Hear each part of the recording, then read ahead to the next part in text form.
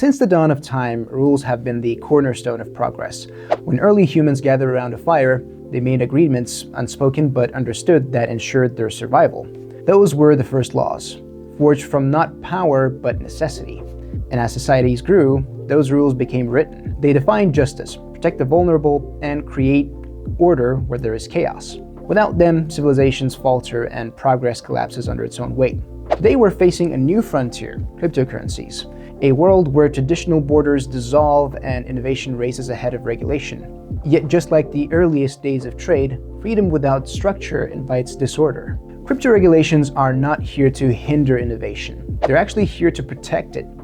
They ensure that this technological revolution benefits everyone, and not just a few. They are the guardians that keep progress on track. Welcome to the Swap Space channel. In this video, we'll explore crypto regulations. First, let's take a look at the purpose of crypto regulations. As I mentioned before, regulations ensure safety, fairness, and transparency. They protect consumers from fraud and market manipulation, maintain market integrity with fair trading practices, and fight illicit activities through anti-money laundering measures, and clarify tax obligations, ensuring crypto transactions are above board. Let's touch up on the consumer protection first.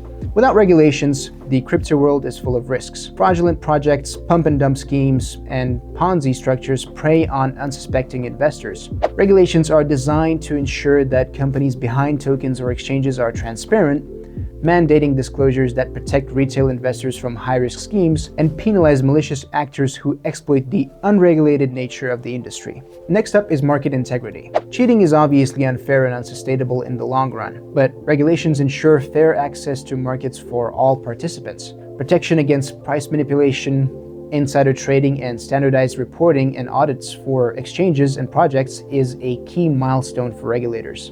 Now, getting to the topic of anti-money laundering.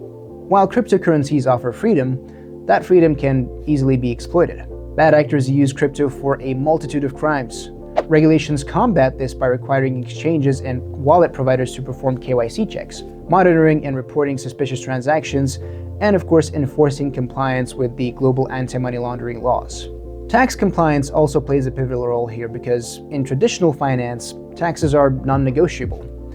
Cryptocurrencies introduce complexity. Taxable events usually occur when you trade, sell, or even airdrop tokens. And of course, the regulations aim to define these taxable events clearly for both individuals and businesses, requiring exchanges, for example, to provide accurate transaction histories to combat tax evasion, enabling fair contribution to public resources. So, where do we draw the line?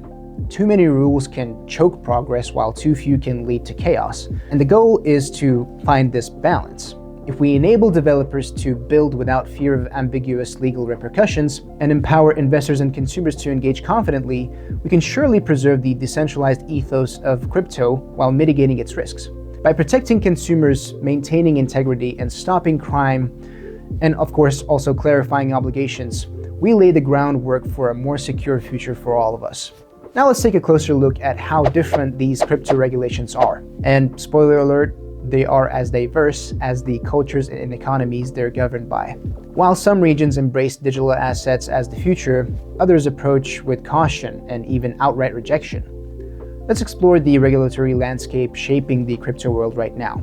Starting with Europe setting the standard with its Markets in Crypto Assets Framework, or MiCA for short. This groundbreaking legislation provides clear guidelines for token issuers, rules for stablecoins, focusing on reserve requirements and systemic risk prevention, and a unified regulatory approach across EU member states, reducing uncertainty for businesses. But before MiCA, Europe faced a patchwork of national laws. What was legal in one country might be banned in another, creating uncertainty for businesses and consumers. MiCA changes this by harmonizing the rules, offering a single consistent framework across the EU and providing legal certainty for developers and startups, making Europe an attractive hub for blockchain companies seeking clear regulations. Now, stablecoins, due to their potential to disrupt traditional finance, are actually the key focus of MiCA. The framework states that stablecoins must be backed by sufficient reserves to maintain their value, and the issuers must regularly disclose information about their reserves and operations. Stablecoins with high transaction volumes are subject to additional scrutiny to protect financial stability. Next up are CASPs,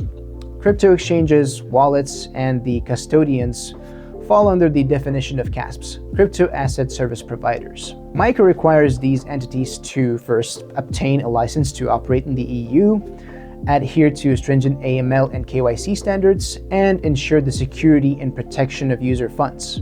MiCA also addresses market manipulation, insider trading, and pump and dump schemes by setting clear rules on reporting and monitoring transactions, establishing penalties for violations while setting the fairness of the playground for all market participants. But sadly, no regulation is perfect, and MiCA has its fair share of criticism. Some concerns include things like innovation constraints, as critics argue that too many rules could stifle creativity, especially for smaller projects. There's also ambiguity on the NFTs because non-fungible tokens are largely excluded from MiCA, leaving gaps in oversight. But the most important of all is the implementation timeframe. MiCA's full rollout will take years, leaving uncertainty in the short term. But MiCA doesn't just affect Europe. It sets a precedent for the rest of the world, as other regions are closely watching its implementation to guide their own regulatory strategies. Europe's proactive stance could make it a global hub for crypto innovation. And talking about other regions, let's head over to the US, where regulation is unluckily anything but straightforward. Unlike Europe's unified MiCA framework, the American approach is fragmented and split between federal and state authorities, creating a complex and hard-to-navigate environment for businesses and users alike. At the federal level, key debates revolve around whether cryptocurrencies like Bitcoin should be classified as securities, commodities, or a brand new asset class. The SEC typically oversees securities, while the CFTC regulates commodities and derivatives, leading to overlapping jurisdictions and ongoing legal battles over token offerings. Meanwhile, state-specific laws add another layer of complexity. A prime example is New York's BitLicense, which requires crypto companies to meet stringent compliance, reporting, and capitalization standards. Critics argue that this deters smaller startups due to high operational costs, ultimately slowing down the progress in one of the world's major financial hubs. Adding to this uncertainty is the political climate. The new president-elect Donald Trump or any incoming administration may influence how these regulations evolve. Some lawmakers call for tighter restrictions to protect consumers, while others advocate for a more hands-off approach to foster innovation. No single policy ties it all together. And that's both a challenge and a reflection of the US's financial system's complexity. Despite the hurdles, though, the American market remains a global powerhouse, so many crypto projects still seek compliance here, knowing that the reward can be significant, of course, if they're able to navigate this regulatory maze successfully. Asia is not different from the US, showcasing striking contrasts when it comes to crypto regulation. On one side, we have Japan and Singapore. They stand out with their forward-thinking approach. Both nations have enacted clear licensing frameworks for exchanges, encouraging responsible growth and positioning themselves as the leading crypto innovation hubs. In Japan, regulatory clarity came early, partly in response to high-profile exchange hacks, while Singapore's business-friendly environment attracts global players seeking a stable regulatory base. On the other hand, though, we have China. And China takes a drastically different stance. It has banned most crypto activities, including mining and trading, citing concerns over fraud, money laundering, and financial stability. Instead, China focuses on its Central Bank Digital Currency Initiative, or CBDC for short, known as the digital yuan, aiming to maintain state control over digital financial systems. With an outright prohibition on private sector-led DeFi projects, China's approach underscores the belief that only centralized government-backed digital currency should thrive. Ultimately, Asia's diverse landscape, ranging from progressive hubs to strict bans, reflects the region's varied economic priorities and political strategies. It also demonstrates how regulatory environment can radically impact a country's position in the evolving global crypto market. And last but not least, we have the friendliest space for all things crypto, the Middle East. The UAE and Bahrain are carving out a reputation as some of the world's most forward-thinking crypto jurisdictions. In particular, the UAE's crypto-friendly environment, highlighted by the Dubai's Virtual Assets Regulatory Authority, or VARA for short, has attracted a surge of blockchain-based startups and global exchanges looking for a stable base of operations. Bahrain, on the other hand, has focused on regulations that strike a careful balance between fostering growth and managing risks. Its regulatory framework aims to encourage both local and international projects, while ensuring they meet stringent compliance standards. This measured approach has earned Bahrain a reputation for being both business-friendly and vigilant about consumer protection. And while both countries recognize the economic diversification potential that blockchain technology offers, with government bodies actively exploring use cases beyond financial services, global coordination remains an industry-wide challenge. Even with the UAE and Bahrain taking the lead regionally, Web3 projects must still navigate wildly different regulatory landscapes worldwide, making it difficult to maintain consistent operations and compliance. And as crypto's future unfolds, many, including me, will be watching how the Middle East continues to evolve its policies and shape the broader conversation around blockchain innovation. The key takeaway here is that regional diversity in crypto regulation highlights the global value of this technology and the importance of finding common ground. From Europe's unified vision to Asia's dual extremes and the Middle East's bold ambition, crypto regulation tells a story of how the world is adapting to innovation. The question is, will these paths converge or remain as diverse as the regions themselves? Now that we've covered the different approaches to crypto regulation, let's see the kind of challenges it's facing. Crypto's borderless nature introduces a unique complexity. While the technology operates globally, regulations remain siloed within national and regional boundaries. For example, from what I mentioned before, when it comes to comparing regions, a crypto project compliant with Europe's MiCA framework might face legal restrictions in China. This disparity not only creates regulatory arbitrage where companies migrate to jurisdictions with more lenient rules, but also weakens the global effort to create consistent oversight. Without cross-border cooperation, innovation may scatter to less restrictive but potentially less secure regions. Defining assets is another significant hurdle. Are cryptocurrencies securities, utilities, or commodities? This question has led to years of legal battles and uncertainty for projects. You can take Ripple's ongoing litigation with the SEC over whether XRP is a security. This case has left developers, investors, and regulators in limbo. Meanwhile, Bitcoin and Ethereum, often considered as commodities, face different oversight, further complicating the issue. The lack of a global standard not only delays project launches, but also keeps potential institutional investors wary of diving in. Now let's take a look at DeFi and DAOs. They present a particularly unique challenge altogether. How do you regulate platforms or entities that lack a central authority? The Uki DAO case, where the CFTC targeted token holders for compliance violations, has sparked a fierce debate about accountability in decentralized ecosystems. And then there are smart contracts, self-executing programs that operate without human intervention. Regulators are left asking, who takes responsibility when these contracts fail or are exploited? Finally, there's the delicate balance between privacy and compliance. Privacy coins like Monero or Zcash, which are designed for anonymity, frequently face delistings due to regulatory pressure, even as the proponents argue that they are crucial for user freedom. On the flip side, blockchain analysis tools have become indispensable for tracking illicit activities, but they do raise concerns about surveillance and overreach. Navigating these tensions requires thoughtful regulation that neither sacrifices privacy nor undermines anti-money laundering efforts.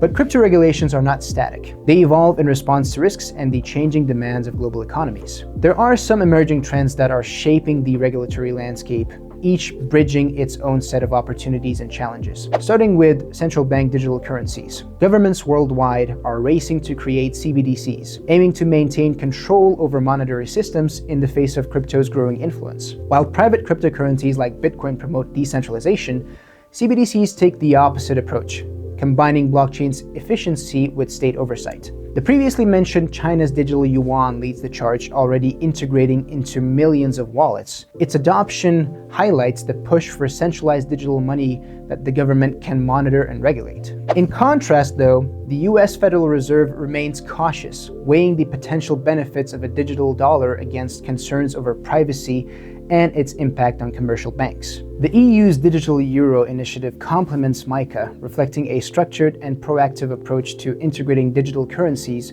within traditional financial systems. While CBDCs promote faster and cheaper transactions and also financial inclusion, They also raise critical questions about user privacy and how they will coexist with the decentralized currencies like Bitcoin. Next up on the trends is stablecoin regulation. Stablecoins have emerged as the backbone of crypto economy for now, offering the stability of fiat currencies while operating on the blockchain network. Yet this very promise has brought them under regulatory scrutiny. The failure of Terra USD in 2022 highlighted the dangers of unregulated stablecoins, driving regulators to impose stricter reserve requirements. Major players like USDT and USDC are now subject to transparency mandates requiring regular audits to ensure reserves back their tokens. And how could we forget environmental concerns? Blockchain's energy consumption, particularly in Bitcoin's proof of work, has drawn increasing attention. Regulators are pushing for greener solutions to align the industry with the global sustainability goals. For example, Ethereum's transition to proof of stake marked a significant milestone, reducing its energy use by over 99%. In regions like the EU, proposals are underway to require blockchain projects to adopt energy-efficient mechanisms, discouraging high-emission mining practices. Additionally, mining operations in countries like Canada and Iceland are leveraging renewable energy sources to address environmental concerns, while maintaining profitability. The focus on sustainability with eco-friendly protocols is gaining traction and is setting a new standard for the industry. With that being said, all of these trends like CBDCs, stablecoins, and the environmental initiatives signal a rapidly maturing crypto industry. While these measures aim to address the challenges of innovation and integration, they also set the stage for how crypto will operate in the future. While the question remains, can regulators keep pace with the evolution of this technology without stifling its transformative potential? And that's about it. If you like this video, give it a like, subscribe to our channel, and follow for more.